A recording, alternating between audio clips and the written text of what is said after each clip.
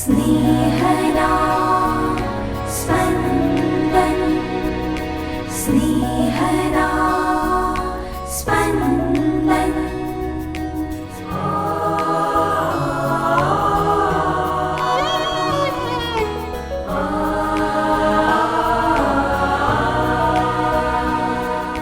પાસ્ખા ઋતુના 7મા અઠવાડિયાનો બુધવાર.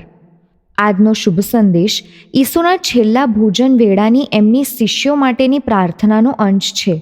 એમની એ પ્રાર્થના આપણે એમની જેમ પરમપિતા સાથે એકરૂપ થઈએ એ આદર્શ આપણી આગળ રજૂ કરે છે.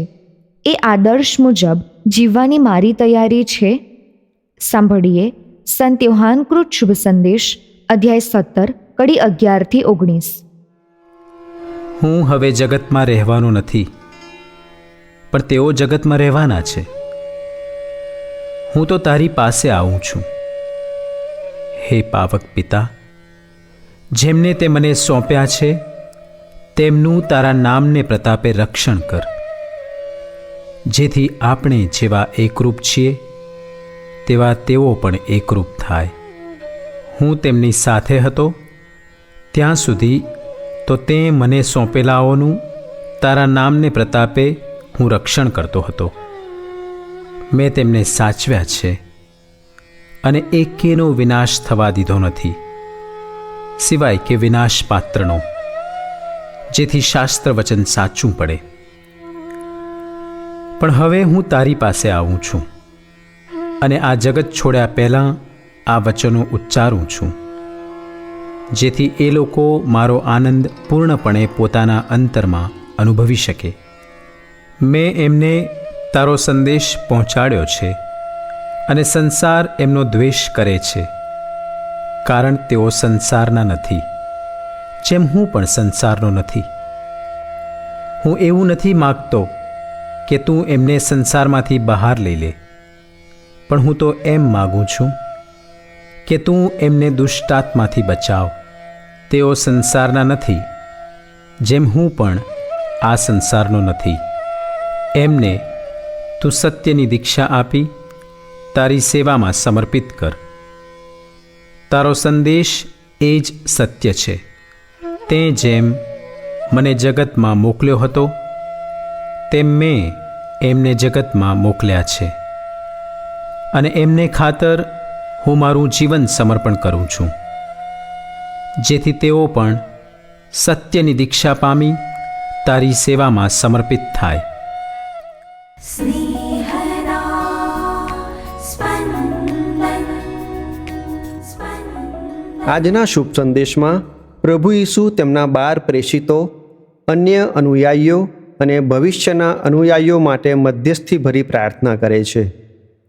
આ પ્રાર્થનામાંથી આપણે મનન ચિંતન માટે 3 મુદ્દા તારવી શકીએ છીએ. પહેલું, અનુયાયીઓનું રક્ષણ. ઈશ્વર આ દુનિયાના કુટિલ વાતાવરણમાં સૌપ્રથમ એમના શિષ્યો ને અનુયાયીઓનું રક્ષણ માગે છે. આજના સમયમાં જે પરિસ્થિતિ છે એ જોતાં આપણને એ પ્રશ્ન જરૂર થાય કે ઈશ્વર એમના અનુયાયીઓને રંજાડનારને કેમ રોકતા નથી? આનો જવાબ સીધો સાદો ન હોઈ શકે. હકીકતમાં તો ઈસુએ આવી અને અન્ય પ્રકારની સતામણી વિશે શિષ્યોને પહેલેથી જ ચેતવ્યા હતા. યોહાન 16 અધ્યાય 1-4 કડી.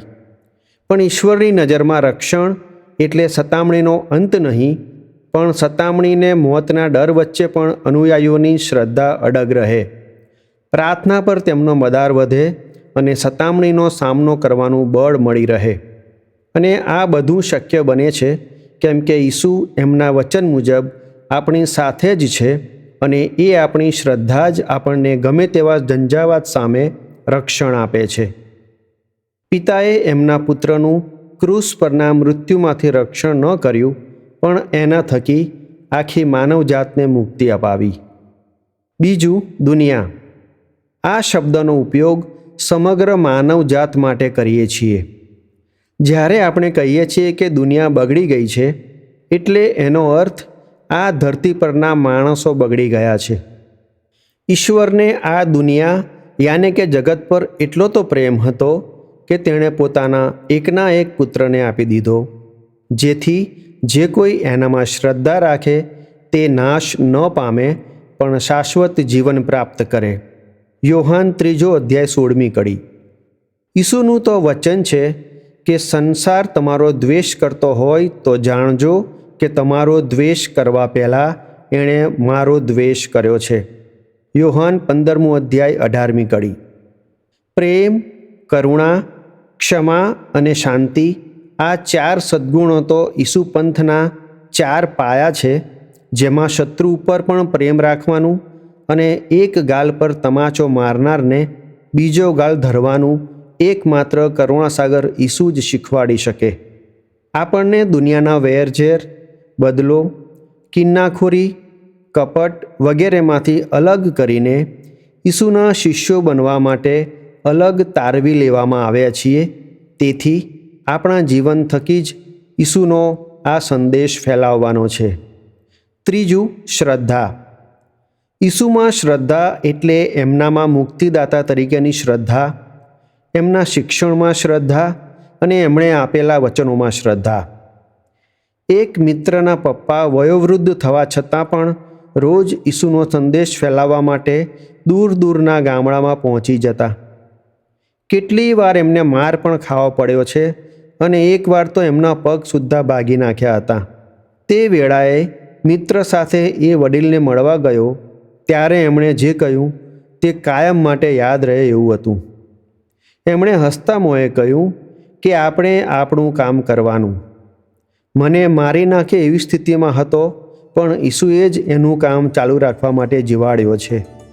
ઈસુ સાથે હોય એટલે આપણને નિરાંત.